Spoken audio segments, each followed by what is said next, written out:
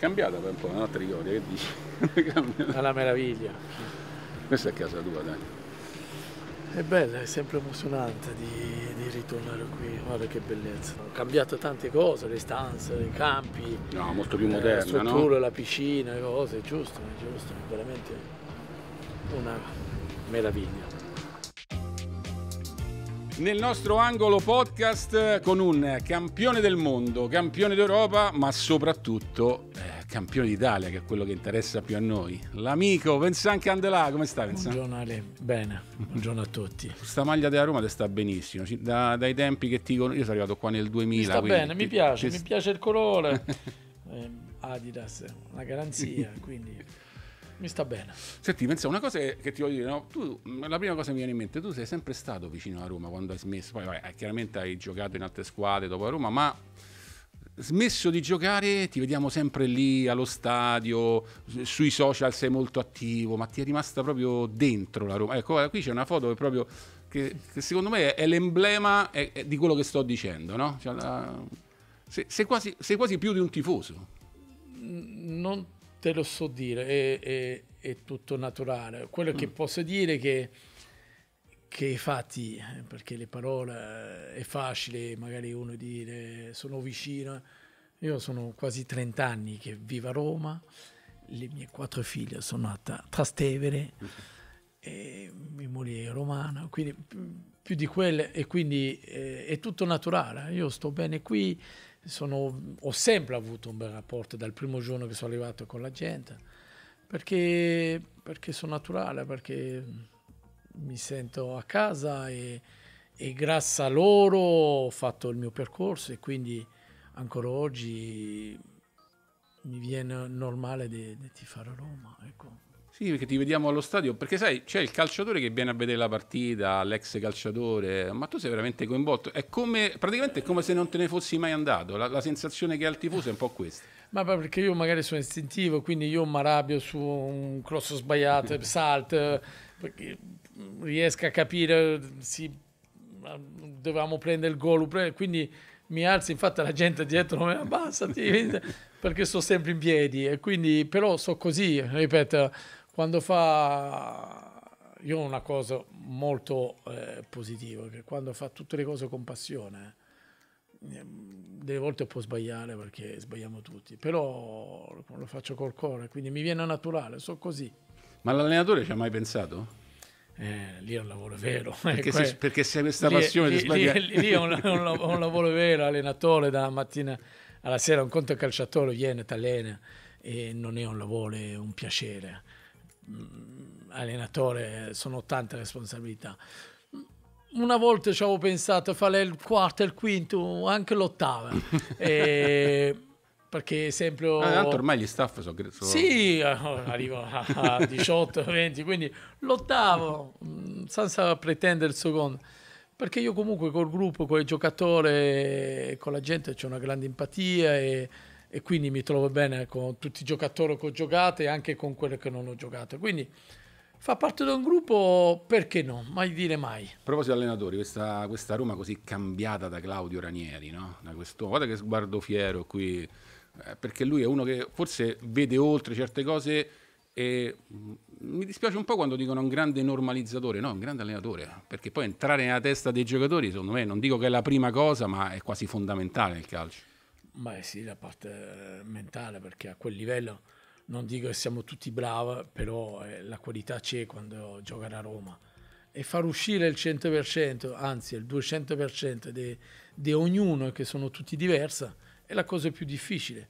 E quindi, però direi che mister Ranieri come esperienza, oggi sono pochi che lo battono con tutta la sua esperienza, non per l'età, ma anche per tutti i paesi, tutte le squadre che ha allenato. Quindi sta riportando la normalità, diciamo, che la squadra della Roma ha giocatore per arrivare, non per vincere, però per essere la parte sicuramente alta della classifica, e quindi sta facendo un lavoro perfetto fino ad oggi. Ma adesso non perché siamo da questi microfoni, però in realtà forse quello che era sbagliato era prima, la percezione della Roma prima, perché la Roma adesso sta facendo sicuramente magari anche di più, sta overperformando O forse è questa proprio la normalità, perché è una rosa profonda, una rosa di qualità.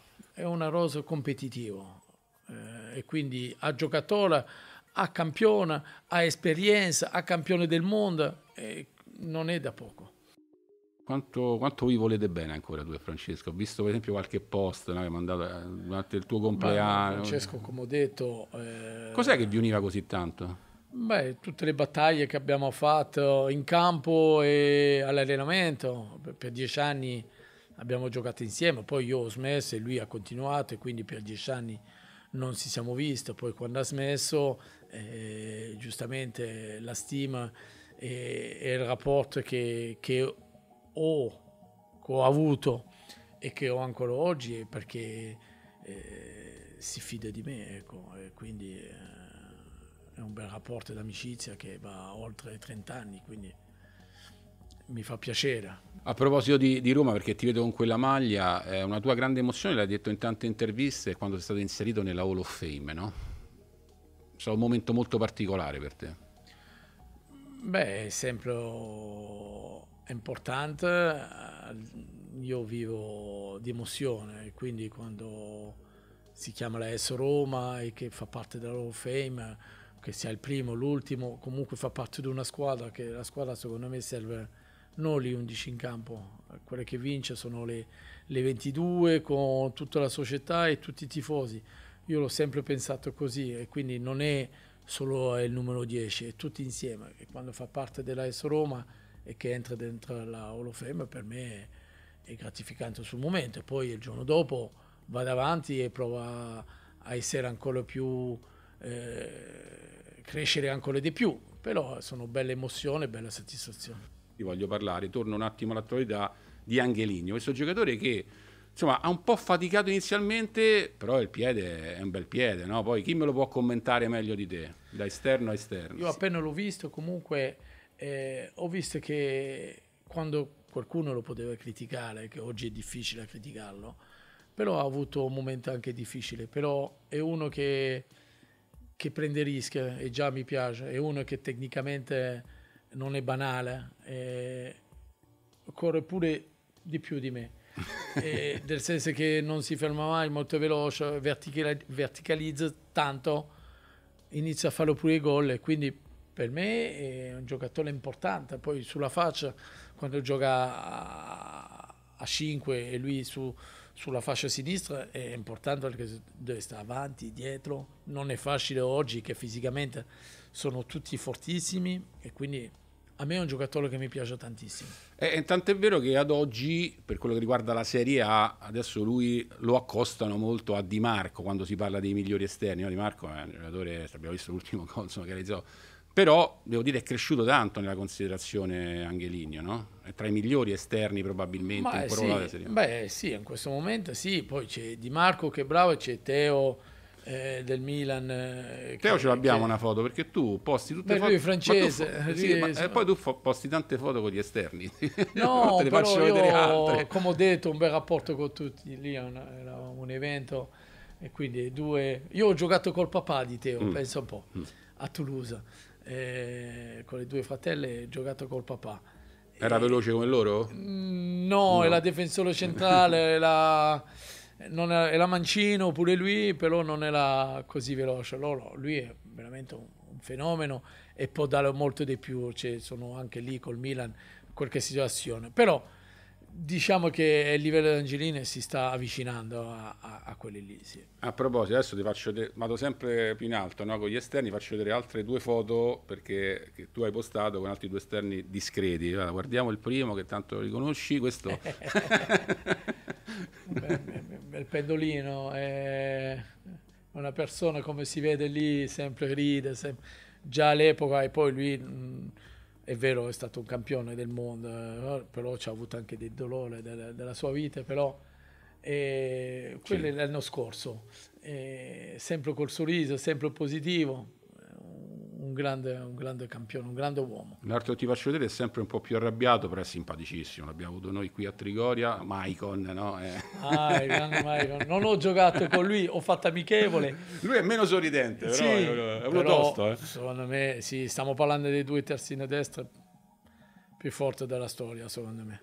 Senti, qui si parla tanto di corsa, di esterni straordinari. In questo momento mi viene in mente Zeman, no? Perché tu ne hai sempre parlato molto bene, è un momento particolare per il mister, quindi volevo un po' un tuo pensiero. E so quello che ti ha dato, l'hai raccontato spesso in tante interviste, ti ha migliorato tanto proprio sulla corsa, dove tu dici di non essere mai stato, no? Sì, Prontissimo. sì. No, io ho litigato, mi sono mai litigato con un allenatore come Zeman. A parte ho litigato con tutti, con Zeman era un giorno sì e l'altro sì.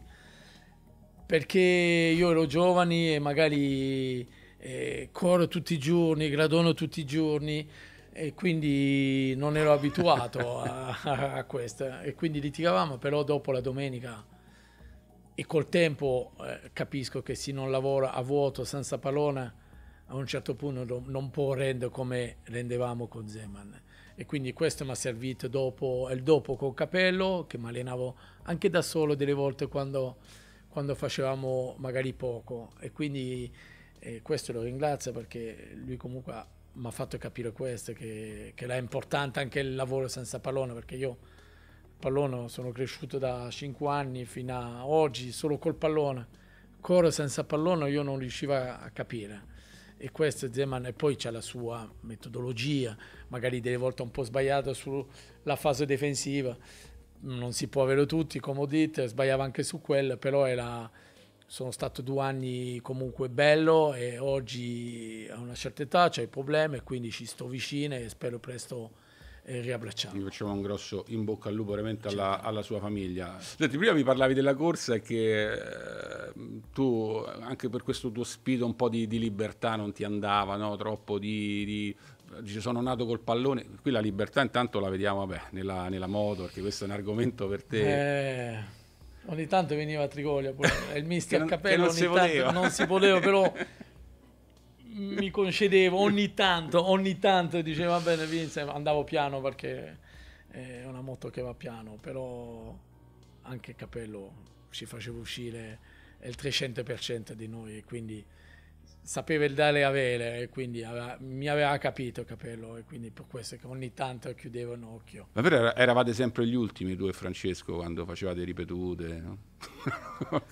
Beh, c'era pure Di Biagio con noi, non è che stavamo da soli, però sì, perché a me piace correre col pallone e ho fatto tante delle corse, poi anche senza pallone l'ho fatta, però è da sprecare tempo, nel senso per me è stare in campo senza pallone, però serve. L'anno dello scudetto io ho fatto comprare 11 moto alla mia squadra, per dire che gruppo che avevamo, quindi è vero che la mia follia la moto è sempre, anche oggi ho sempre in moto, però l'anno dello scudetto io ho fatto a Mangona, Rinaldi, Mangone con la moto non ce lo vedo proprio. Di Francesco, perché Di Francesco lo vedo con l'Harley, è così. 11 Lupatelli, vabbè, la matta di sé, quindi Lupatelli andava già bene in moto. andava bene. 11 poi c'è la Nakata che veniva con noi, Montella, e quindi ogni settimana uscivamo una sera con le moto per dire che gruppo c'avevamo. Quando dico che il gruppo è importante, quello è un esempio. Adesso parliamo anche del pad, perché poi mi devi dire finalmente no, perché anzi parliamone subito, facciamo così, parliamone subito, perché voglio capire veramente chi è il più forte, perché allora io parlo con te e magari oggi mi dirai io sono il più bravo, Totti mi ha detto una cosa, Scarchilli quando lavora qua mi diceva un'altra, poi c'è Fiore, Gianni Chedda, soprattutto mi dico chi è il più bravo a giocare a padel di tutti voi? Tu una volta hai detto il G8 dei campioni di padel, l'hai postato. Sì, chi è il più bravo tu? Allora, a parte Sincero, me, più forte sono io. So che è bravo. Sì, è bravo. Il Pecchi è bravo. Allora, più forte sei tu, quindi Sì, Candelà è più prima, forte, poi. sì. Abbiamo il nostro ranking. L'anno scorso ho vinto io il ranking. Ok. E quindi è più forte. Poi dopo c'è Pizzaro, c'è Locatelli, Stefano Fiore fino a 2-3 anni fa era il più forte. Fino a 3 anni fa. Poi l'hai scavalcato. La coppia Fiore-Giannichede era la più dura. Fino a 3 anni fa. Poi siamo cresciuti noi e adesso sì, c'è Locatelli pure, Francesco c'ha momenti in forma, dipende dalle giornate, Daniele sta crescendo, C'è Luca Toni che a destra con Di Biagio se la gioca, Albertini. Pallonetti su Luca Toni, difficile, no? Pallonetto su Luca, ma è brava a destra, è brava. bravo. Ceccarelli, un ex giocatore bravo del Bologna, giovani. Poi ci sono quelle giovani che arrivano, però diciamo che se divertiamo, giriamo anche quello, giriamo tanti circolo, tanto il mondo col padel. Qui invece non c'entrano Lì- niente i compagni noi, questi Lì sì. la parte francese, eravamo l'anno scorso a Parigi con Zidane, Dugarry e Tu sei Pires. più forte in Italia, in Francia chi è il più bravo? E Deschamps, Deschamps. allenatore con la sua età. Poi Zinedine lì eravamo com'è? a Parigi. E non è come a calcio. A calcio insieme a Totti, lei è il più grande di tutti. A padel c'è un po' di difficoltà. È bello da vedere, ma È belle, beh, lui è sempre so belle strigante, però a calcio era pure di bellissimo. sostanza. Però è la costanza pure a calcio, è quella, quindi è diverso da calcio. Ho detto. Senti, e questo qui è bravino, è la coppia giusta. Andiamo a vedere quest'ultima foto perché sempre riguardo al paddle. Per tornare al paddle. Più o meno ci siamo, no? Ecco, con lui Questo è LeBron, è stato il numero uno, pertanto ho giocato pure con Belastechine che è stato 15 anni numero uno, ho giocato veramente con tanti campioni che da oggi, lui è un fenomeno, eppure una testa calda, mi piace, ci siamo trovati bene.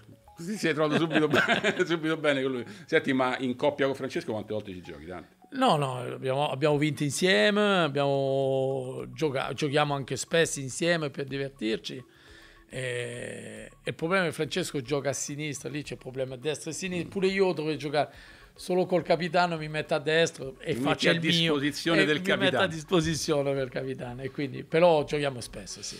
Senti, spirito libero, Vincent Candelà, che poi tu una volta hai detto a me io non ho paura di fare niente, io ti ho visto anche tentare nel ballo, hai tentato tante volte, ho visto un post con una maestra di ballo, cioè tu sei uno che comunque spazia, no? E io per quello intendo la libertà, cioè Vincent è veramente naif, no? Nel suo modo di essere.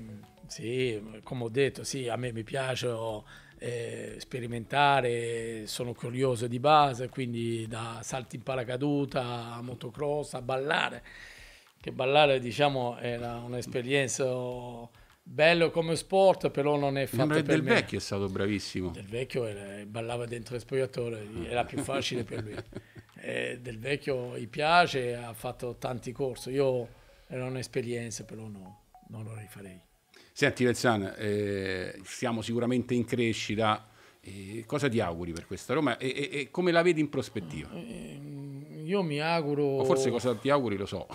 No, certo, perché sono ormai 3-4 anni che lo stadio è sempre pieno, sia con Mourinho, ma anche quest'anno sempre pieno, quindi mi auguro di vincere, non dico lo scudetto, ma perché non ci basta poco, bisogna essere preparato, come ho detto, squadra, società e tifosi, e poi si gioca perché non è così semplice. Però è giusto così per la gente che viene, che è appassionata, perché è vero che a Roma comunque è qualcosa di particolare. E quindi io parlo spesso con la gente, mi dispiace spesso che non va a favore mio, perché spero che vincono lo scudetto e poi giustamente noi saremo quelle che avevamo vinto, ma io non vivo di gloria del mio passato, quindi io sono contento se la Roma vince, perché la gente è felice e ci fa passare dei momenti importanti, di grande emozione, quindi io mi auguro che la Roma vince. E poi siamo tutti in costruzione, quello che si vede, che si legge, e quindi mi auguro di costruire una cosa importante che dura per tanto tempo. Però adesso è un momento importante, perché fra un po' arriviamo a 100 anni, che bello. Sarebbe una meraviglia. E noi ci rigodremo, perché tanto allo stadio ci vediamo sempre, è sempre vicino a Roma. Quello è sicuro. Grazie al nostro moschettiere, non ti avevo ancora chiamato così, però alla fine. Grazie a te Ale. Ciao, Ciao a Vincent, tutti. ciao.